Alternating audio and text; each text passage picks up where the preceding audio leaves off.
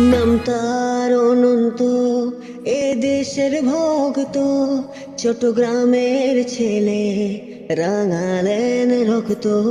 তার প্রতিটি শ্বাসে দেশপ্রেমের ধ্বনি, তবু তার অবদান আমরা বুঝিনি।